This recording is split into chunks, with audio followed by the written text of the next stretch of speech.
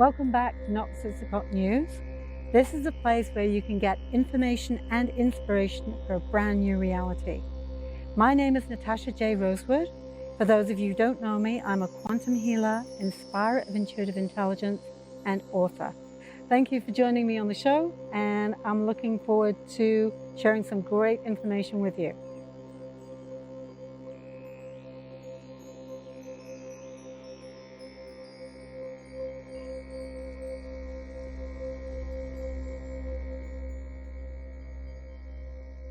Good evening, everybody.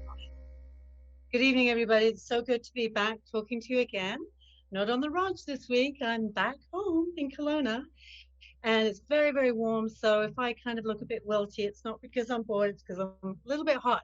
So I hope you're staying cool and staying safe tonight. I'm really excited about tonight's topic. The topic is, how can you change the world? Because everybody's talking about how the world is going to hell in a handbasket, and how it's awful, and there's hopelessness around.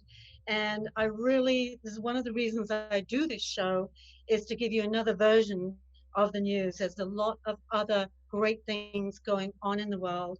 There are a lot of other great people. So the question is, can one person change the world?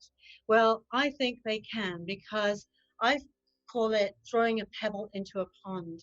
And if you've got great intentions and you have a dream for a better world, absolutely, with your thinking, your energy, your actions, and your intentions, you can. You throw that pebble into the pond, you send out those little tiny ripples, and if enough people are sending out those ripples, it turns into a tidal wave of good intentions. And eventually, that higher vibration of good energy is going to shift. So tonight, I've got a very special gentleman on. His name is, let's see if I can get his name right, Jack DeGruchy. And I thought he was Dutch, but actually his name hails from Guernsey in the Channel Islands, which is my neck of the woods, although I haven't been to Guernsey exactly, Jack. So welcome. Thank you for being on the show. And I know you have a very, very passionate cause that you're involved in. And I would say you are one person that is changing the world. So I was very happy to meet you when I did. And we're not traveling exactly in the same circles, but we're traveling on the periphery, and we kind of keep coming together and checking in and realizing that we have a lot more in common than we originally thought. So I'm just going to ask you quickly, what is Hour for Hour? I know it's your organization. Can you explain what's your motivation behind starting it and what it does exactly? Yeah, sure, Natasha. It began on Remembrance Day in 2016. I was honoring my dad and grandfather at 11 o'clock, and they were both caught up in movements on the earth in World War I and World War II. They didn't want to start a war, but they were caught up in that. And they were in harm's way. My grandfather was in France, and in the First World War, and my dad was 4 years North Atlantic, and 1,000 ships went down, including one where he was transferred in a basket from one Corvette to the other. And the next day, his original Corvette went down with everybody on board, including his best friend. So he didn't talk about the war very much. But I thought, how could I honor them? I mean, I'm so blessed to be a professional person, to live in Kelowna, and to have the life we have. Sometimes when we look out the window, we maybe don't see what we've really got. And I really believe that was built on the shoulders of those that have gone before us, and that in many ways they've sacrificed. So not only did I think of the war, but I thought of my mother and my grandmother, and raising 7 children on a railroader's income, and just on her hands and knees and gardening and just doing everything for those 7 beautiful children, of which I'm the oldest of the 56 grand and great grandchildren. So I really wanted to honor them too for their sacrifice in my life. And so I thought, what could I do? And I decided that, how about if I gave an hour's income from that 11 till 12 representative hour? And I wondered, would all Canadians do that? Would they just give a donation within their means, more if they can, to a movement that we could use to do good today for the future of our children and grandchildren. So luckily I have 8 grandchildren, so my life is expanded and extended because I think of them and I think of their world, and I want to do my best, like a little hummingbird spitting into a forest fire maybe, but I'm going to do my best. Well, it's beginning. And you know, when you said that, it really made me think because my father was in the Second World War also. And, you know, he too would not talk about it. It's like that old Monty Python skit, you know, don't talk about the war. And although that was a joke, it wasn't very funny, of course, because a lot of people came back very, very damaged if they came back at all. And I also like what you said about the women, because I know a lot of women flew planes and they died too, or they worked in factories. And, you know, they went through a lot. I grew up with my mother and my grandmother telling me stories from both wars. And, you know, what shocked me at the time, and I just remember this as saying how the men would be dancing in the streets when they heard there was a war coming. Well, of course, you know, when they went into the reality and then came back, they weren't dancing in the streets at all. But, you know, my father was shot in the neck, and he gave 7 years of his life to being in a war as a young man. So I think just buying a poppy on Remembrance Day probably isn't enough, is it? Yeah. So what do you hope to do with this hour for hour? What's your dream with hour for hour? Well, again, we all have different experiences in life, and I've been involved in Rotary for 35 years. And Rotary generally is raising money in a community to do good. And so I knew that this would be an idea that if you could raise money from not just Rotarians, but from everybody, in other words, for every Rotarian on earth who have a great foundation, do great work globally, have almost eliminated polio on earth, there are 6,500 other people. And if you give them a chance to honor somebody and really see them, I just saw how you saw your father, right? You saw that. And when you take that opportunity to think about them, that's the memory that's got endorphins to it. And then you want to do good today. You're doing so much, Natasha, to do good today. And we need to all do our best and do good today. Find 3 good things to do every day. And when you do, you'll be quite amazed at how that changes your life and those around you. So it's really important. And then for the future, obviously that sacrifice by my dad and grandfather has played out in that I have never gone to war, my son has never gone to war, and my 2 beautiful grandsons have never gone to war. So those were the wars that ended a lot, and there was a huge price paid, huge sacrifice. And that's where the seed of the thought began.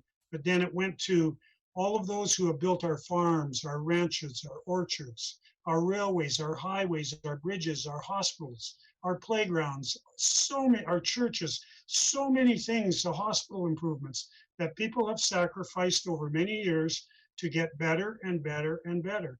And we now are the benefactors of that. And I hope that none of us ever lose sight of that. And then do good today for the future. Continue to do the good is really what it's about. Yeah, and you're touching on a topic that's very dear to my heart, which is gratitude. And, you know, I love gratitude because it puts me in a very good frequency. I often talk about frequency or vibration, but a place of contentment, relief, joy, happiness, because I'm just thankful for my towel, or I'm definitely thankful for my computer and that it appears to be working right now. You know, and all the little things, because as you say, it's so easy to take it for granted. And I have to say that when I came from England, and if we hadn't gone to war, you know, I speak fluent German, but we could be living under German rule right now if, you know, that war hadn't been fought. Canada wasn't quite so impacted. Of course, there were a lot of soldiers that went to Europe from Canada.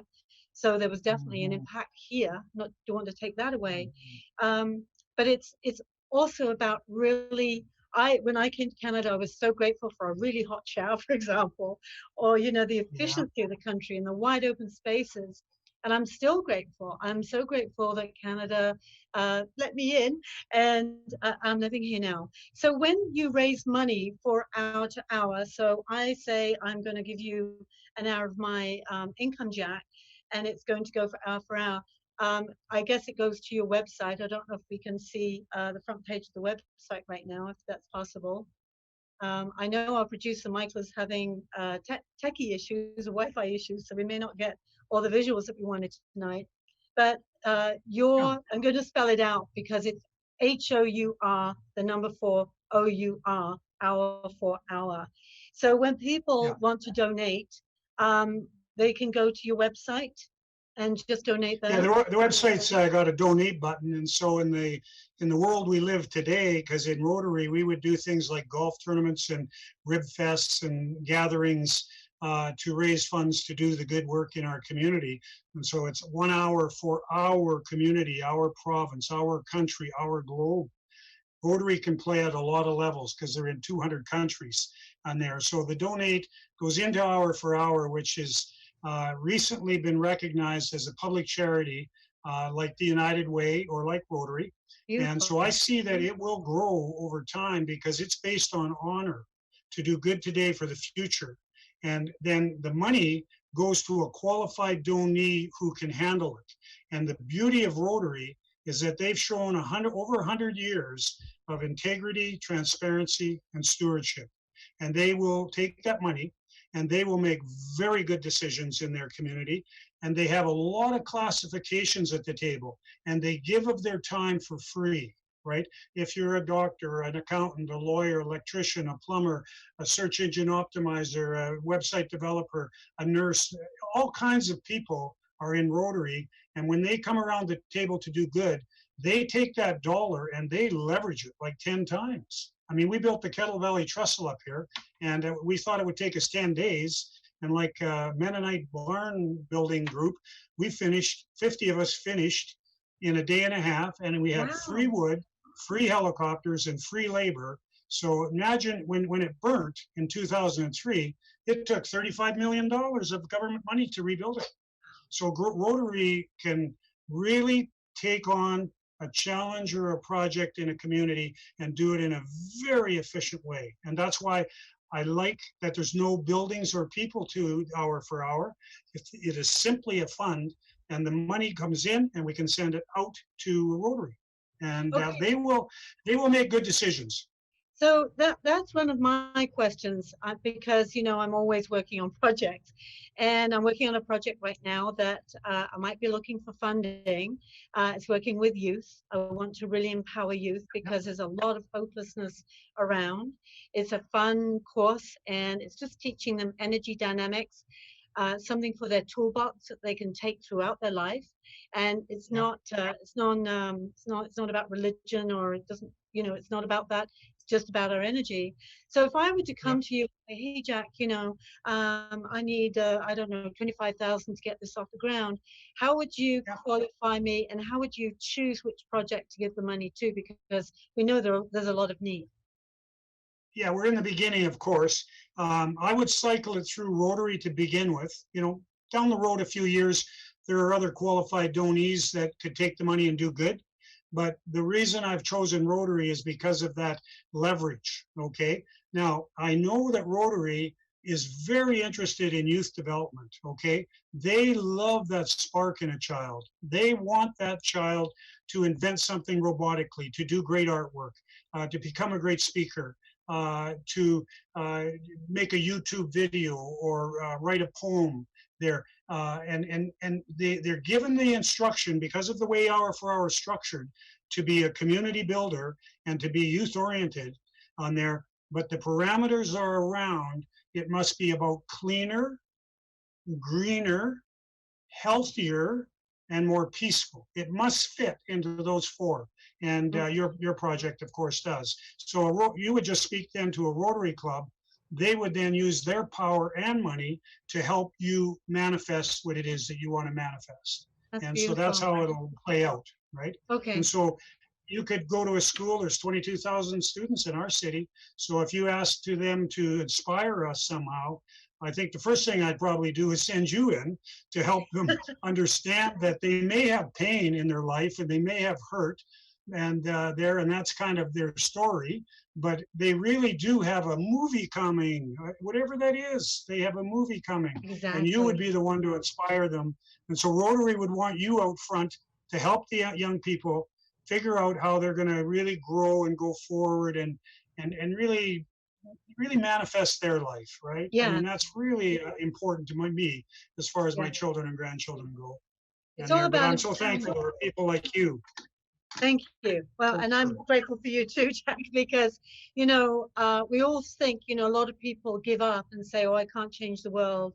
And I said, you know what, even if, and you said this too, even if you go out and just smile at somebody who, I make a point of that sometimes when I see somebody with their head down and I catch their eye and I just give them this big smile and they kind of go, wow, and they start smiling and it's like, oh yeah, I'm alive, right? So it doesn't cost anything to be kind. No.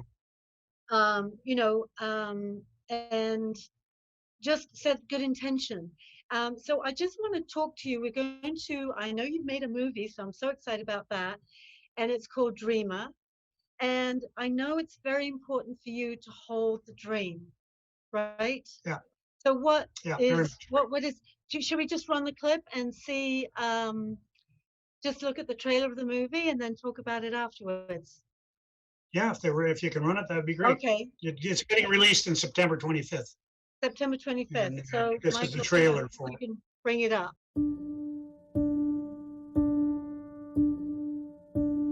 When I was 15, my teacher said, Lisa, what do you want to be when you grow up? I said, alive. I did not know as a little kid what other people thought it meant to understand something. This is my 4th year of medical school. I'm just doing the bare minimum, graduate. That's my goal. Get the diploma, make my parents happy. My parents and my teachers and all the adults told me to stop dreaming, get my head out of the clouds. She said, you are the weakest writer I have ever met in my entire life. What I recommend you do is get a desk job and never speak in public, Miss Nichols. Everybody I know is saying, we have an education crisis in this country. Well, if you misdiagnose your problem, you're unlikely to solve it. The great model was America was the first to do a whole lot of things to raise the bar based on advanced technology. They've got the flag up now. Today, go to a newsstand, every cover, it's either about sports, it's about entertainment, beautiful women. It's not at all an education crisis, it's a culture crisis. This was a whole world of questions. I've been driven to be independent my whole life. I didn't know if anyone had attempted to fly a plane without arms. They all said, isn't this too dangerous? Someone's going to die. Why isn't NASA doing this? And can we really pull it off? They looked at me, they smiled, they said, how are you going to go up there? I said, this is my spaceship. I could tell that they were not taking me seriously. We've been told that dreaming is dangerous. Get a job, get a safe job, get benefits. The biggest discomfort we have is not being true to who we know we are. But something has shifted in our world, and it's an awakening that people are realizing they don't have to take that bargain if they don't want to. The challenge is your mindset, what you believe you're capable of, and what you believe is possible. I'm normally known as Dr. Yes. When you came to see me, everything said I should say yes. I don't know why no came out of my mouth, but strangely, if I had said yes, we may not all be sitting here today with our spaceship in the hangar next door. People ask, when do you give up on your dream? If it is your true passion, your massively transformative purpose, the answer is never. 3, 2, 1, on fire.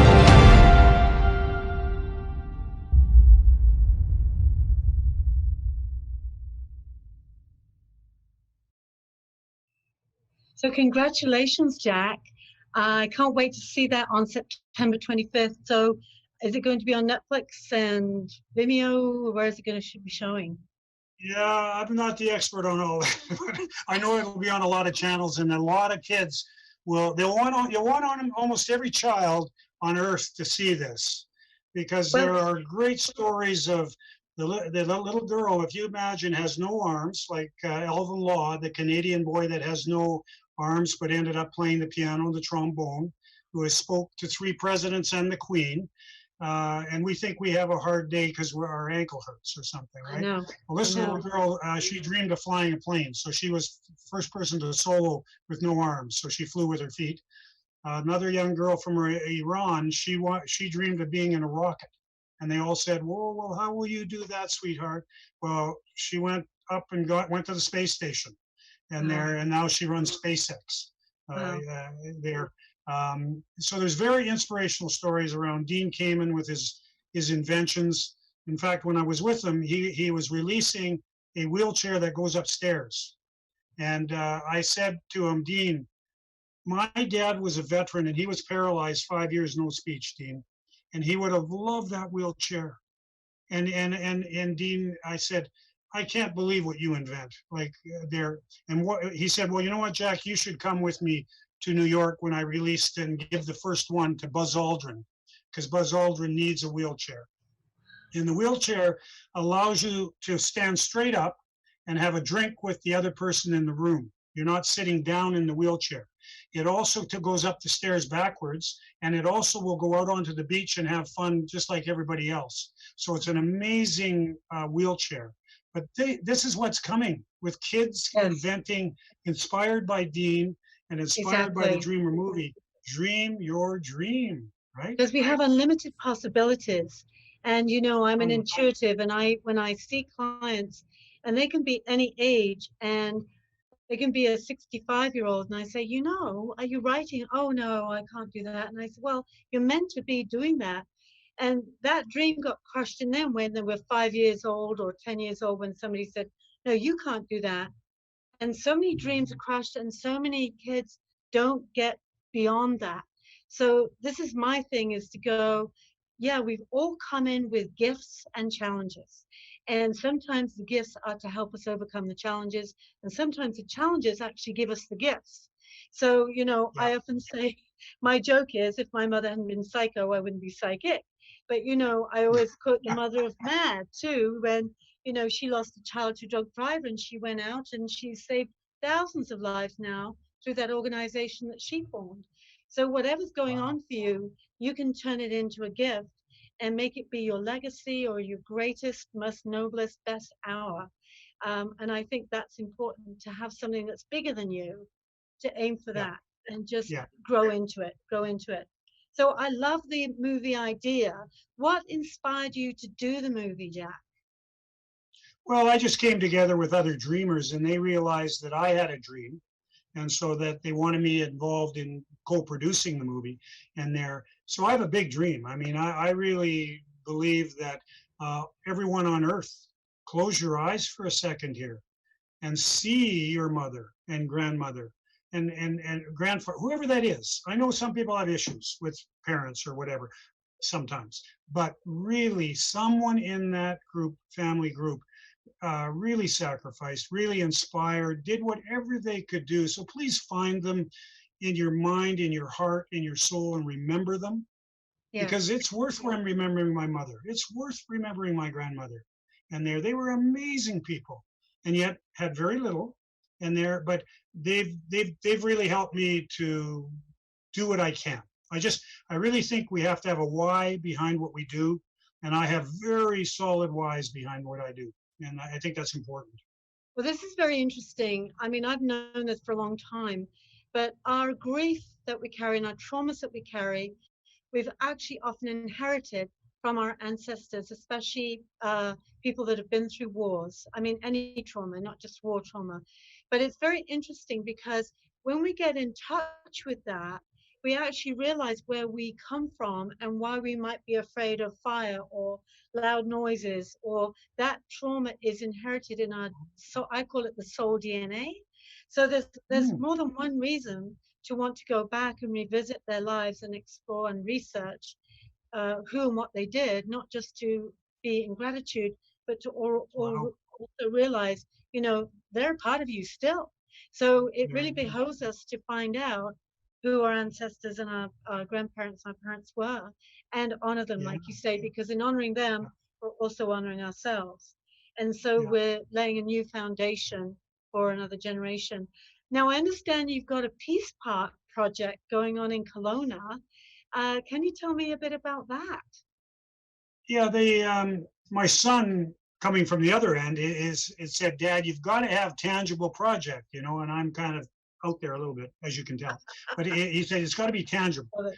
So we decided, there's another friend of mine that's on the board with me, and he's also got a vast Rotary background too.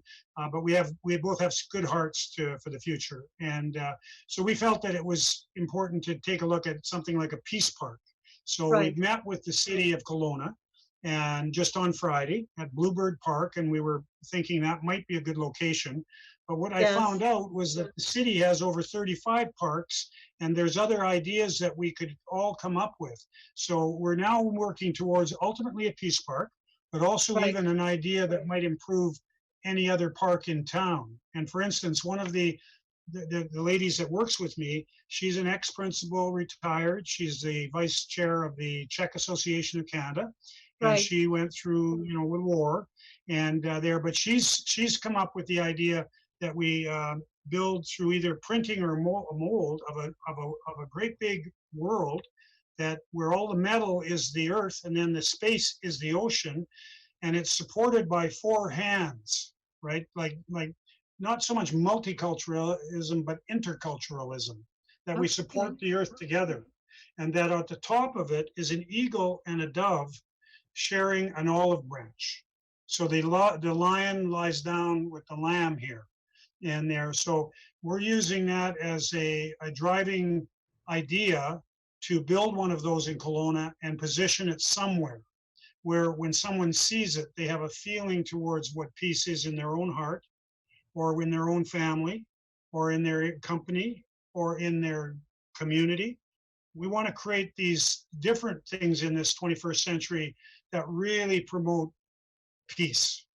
Because as we reset, I really think that the reset that the virus is intelligently helping us with is the fresh water, fresh air, safe and secure food, love in your life, some love in your life somewhere, and peace in your heart. And if you get those 5, you're good to go in Mumbai or northern Saskatchewan. You're really good to go. And there, but we've been marketed to, I have been for 50 years by New York, Mad Men or whatever, that I should buy more and more shiny things and bigger things, right? And I bought into that somewhat. And now, if we keep that up, all that shiny plastic's in the ocean, it's in our landfills, and it's not doing us any good. So I think that the young people today, they are really resetting to a really, really good place, I think. And I think that with dreaming, you have great hope. If you can't dream, hard to find hope. But I believe there are going to be a lot of dreamers coming. I think so too. I think so too. Well, I think we've always been dreamers, but we've been shut down because we've got to get the real job and get the security and get the house, like you've just been saying. But I agree with you, Jack, that this COVID-19, I've had all kinds of people send me all kinds of conspiracy theories and versions of it. And I don't listen, I'm sorry to say, to those people, to any of them. I'm just listening to the higher intelligence. I always listen to divine intelligence. And what I keep hearing is, like you say, it's a reset. And I found myself, it's like, because I've been at home more maybe, or haven't been able to do so many things, not so many distractions, I've been really looking at, do I really need that? No, I don't really need that. Oh my gosh. And I was spending all that time and money and energy on that. So I know we've got quite a few photographs that you assembled together. So I'm going to ask Michael to bring those up and we can just continue talking. And if you want to talk to any of them, you can. Sure. But while Michael brings those up, I wanted to ask you, what is your dream? What is my dream? What is your bigger dream? What is your bigger vision for hour to hour? If you have the end result that you are so excited to see, what would it be? Yeah. My dream is that I've got 6 grandchildren and 2 grandboys, but at 4 years old, I picked that age because you haven't gone to school, you're not in the hallways yet, you're not a baby. But I want for every 4-year-old child on this earth that tonight they would go to bed feeling loved, that they would go to bed being fed, that they would go to bed being encouraged, and that they would go to bed quiet, that there's no rockets over their head, there's no atrocities going on in their village. Because if the question is asked, how are the 4-year-olds in your village? or town or city? And if the answer is not very good, then what the heck is wrong with us?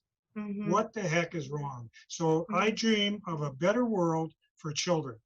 And I think that we can have better environmental outcomes. I think we can really have encouraging, loving outcomes. I think we can be more peaceful.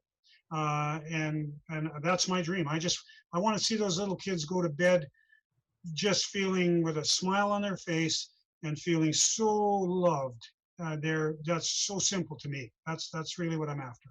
And I'm going to take it one step further. No, I love that. It's very beautiful. Thank you. I want to take it one step further.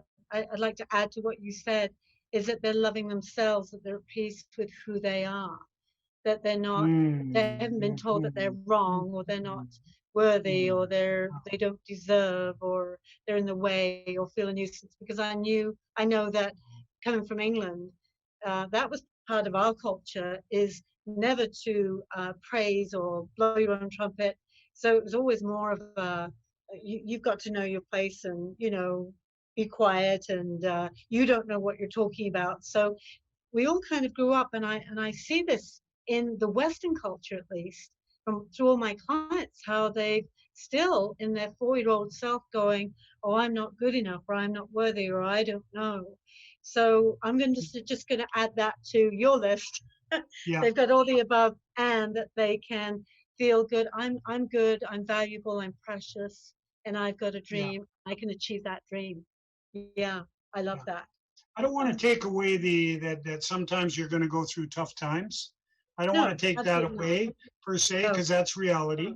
And in the depth of that, we do some learning. I know that there's two sides to the coin.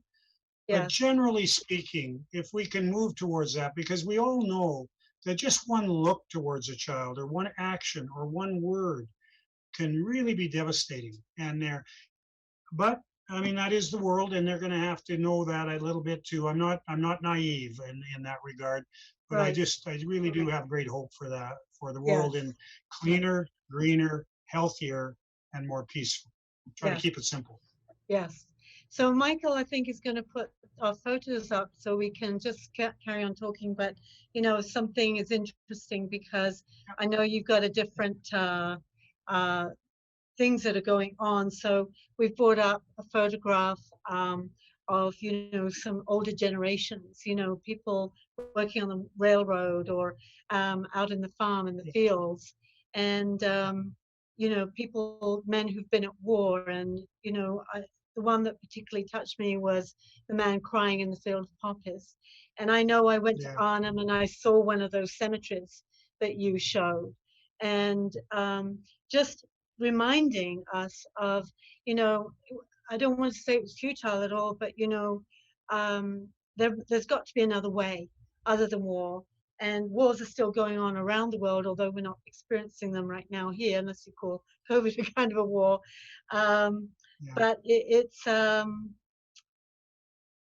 think I love what you're saying, Jet, because we need to really remember. And it's more than a poppy once a year. We've got to do more, and we've got to keep them alive in us, and remember the sacrifices they did make, and so we don't have to go through that again. I mean, the First World War, they said it was a war to end all wars, but then there was World War II. So we didn't learn the lesson. So let's hope we are now.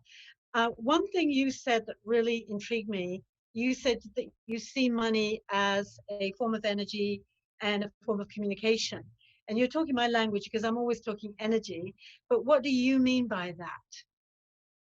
Well, if you put money in a bank and it just sits there, or put it under a mattress, it's not doing anything. It's just sitting there, right? And you can't put it on your salad there. So when money's used for good purposes, you get all kinds of outcomes. And here, like from a Rotary perspective, we've used money to build many, many projects. And I really am trying to create something where you come down from the sky on Google Earth, and you come down onto Kelowna as a dark city. And then I will take 100 or 150 addresses of things that Rotary has done in Kelowna and start turning the lights on. and you will see the city brighten up from those lights. The Women's Shelter, Gospel Mission, hospital improvements, Joanna House, Cancer Lodge, Rotary Marshes, Rotary Beach, Trestles, all kinds of gardens, all kinds of organizations from the blind to whatever. We have helped in many ways with all that. So Rotary play, and there are many other good organizations. Please, it's just that the beauty of Rotary, it's very global. It sings off the same song sheet, and there are many people of different religions, and we do not talk politics. We just simply try to do good in our communities and our countries. And so I want to see us light the world up. And so every year, hour for hour, can help fund projects to be built or done or helped in some community in some way. And we're so capable of doing so many things, right? So I'm very excited about what the 21st century looks like with the four-way test and with doing good on Earth. Yeah. Well, and just, even if it's a pocket full of change, or, you're donating $1 million, to me, it's the intention, that the spirit of the giving that is communicated. And, I want to speak to the Rotary again, too, because my husband and I work with a foundation down in Zihuatanejo called Por los Niños. And after a visit there, we'd taken, I think, 10 suitcases with crazy people on WestJet.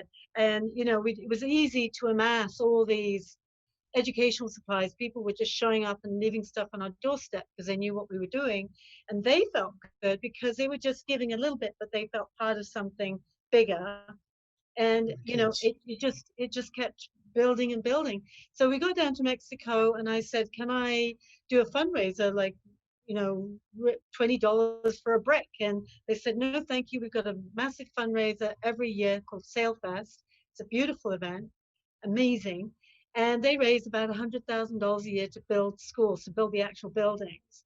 And they said, but we need the desks. And he said, how about Natasha's Buy a Desk program? So if anybody's interested, that's on the Por los Niños website. And a desk is $45, but if we get enough for 100 desks, the company in Mexico City will deliver them for free. So the first year I came back and I managed to raise enough for 44 desks, and they needed, I think, 100.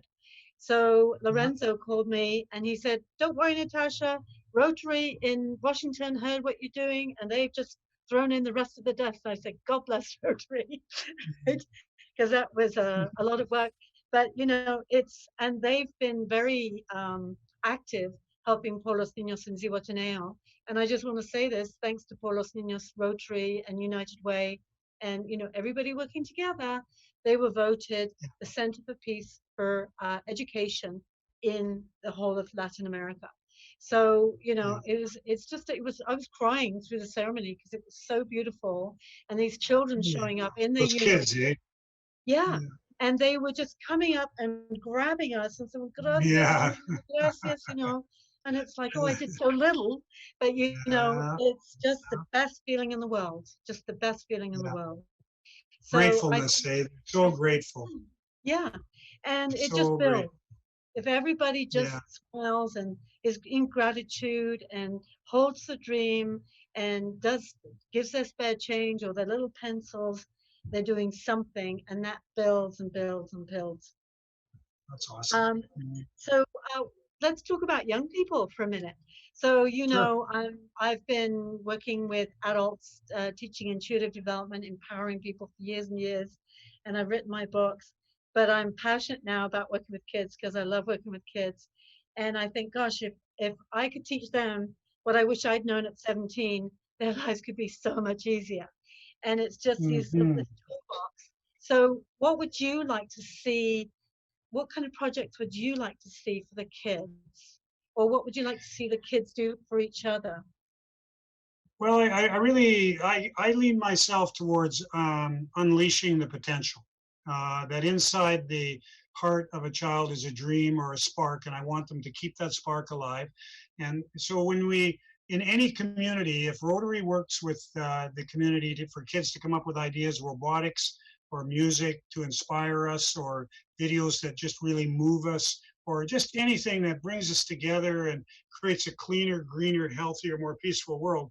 I want to encourage communities to do that because there is genius in the young people. I mean, I had one little granddaughter. It was a dragon's den, and she took a bunch of paper, she mushed it up in a blender, she made it into a flower, and she put aromatherapy in it, and she called it eco-autotherapy.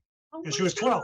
And so the one flower in your car stopped road rage, and the other flower kept you alert during a long drive.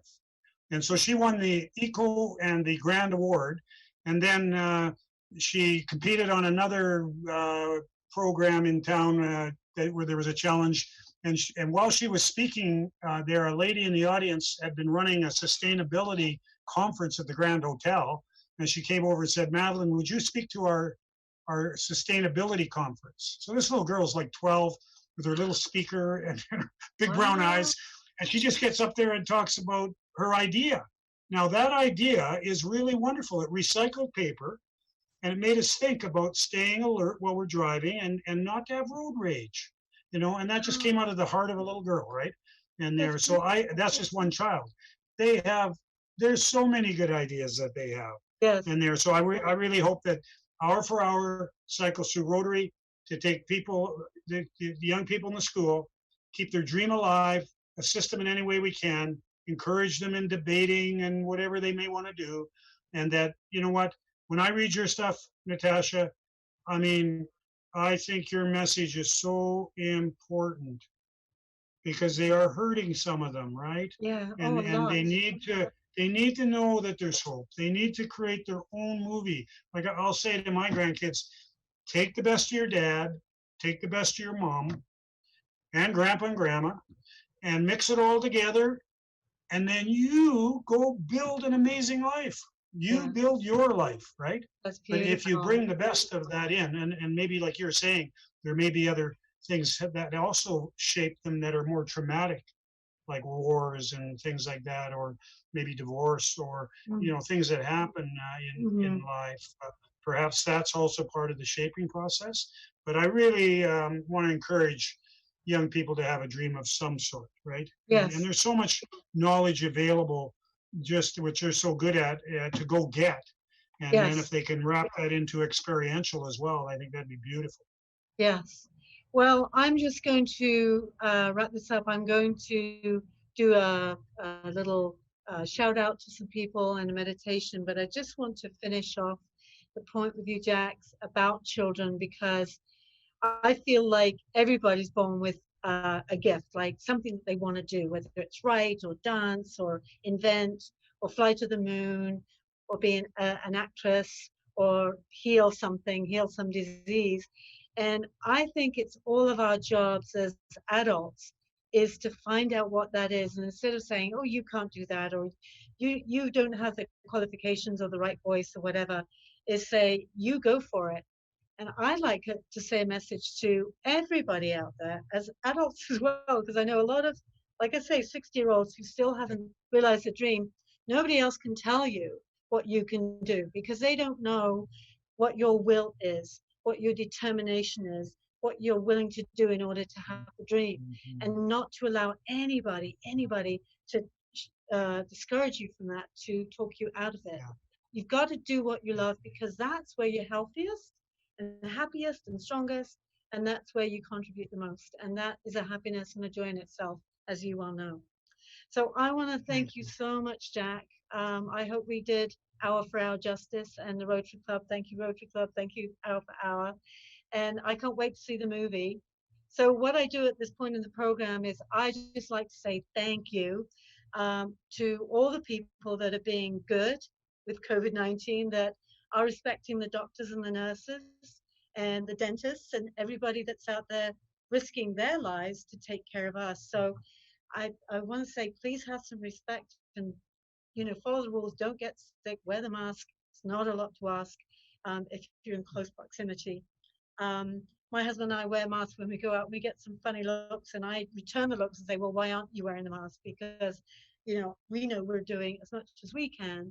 So I'm just asking you to do that as well. So thank you to everybody. There you go. It's the new look, Bye-bye, darling. It's the new look. And also next week, because we mentioned this, my next show, and it's just going to be yours truly here, talking about 10 tips on how to love yourself.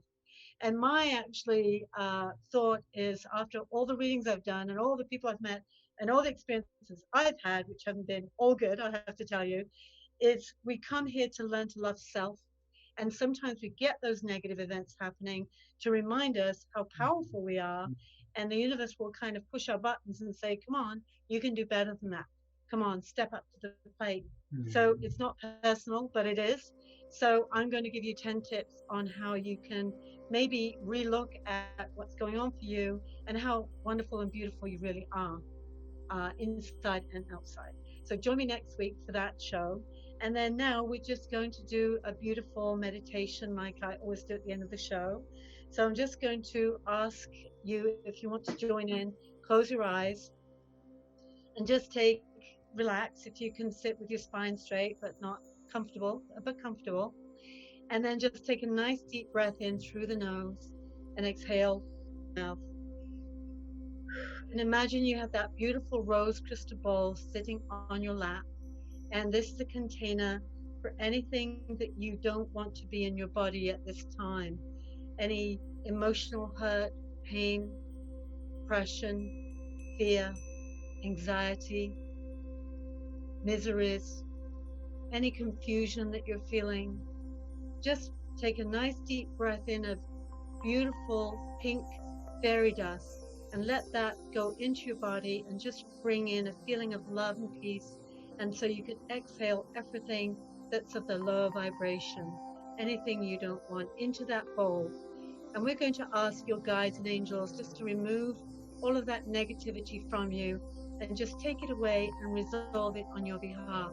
So you can just relax and surrender and know that you are really well taken care of, and know that you can be at peace today with all that is. All is forgiven, all is at peace, all is well in your world. And the more you affirm that, the more it is. One more deep breath in through the nose. One, blow out everything you don't need, and just enjoy being well and safe and healthy. Amen. So be it, and so it is.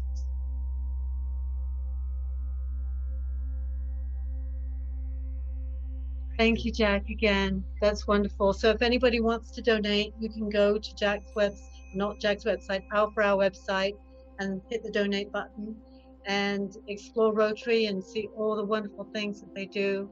I love Rotary, and I'll be coming to talk to you again about my project, Jack. So yes, please do. This will be the beginning of something new. And thank you to my producer, Michael. Thank you, Michael. I think we had a couple of gaps because we're doing a new format, but that's okay. I hope everyone enjoyed the show. It's all good. Look forward to meeting you, Michael. Thank you. Namaste, everybody. Namaste. Namaste.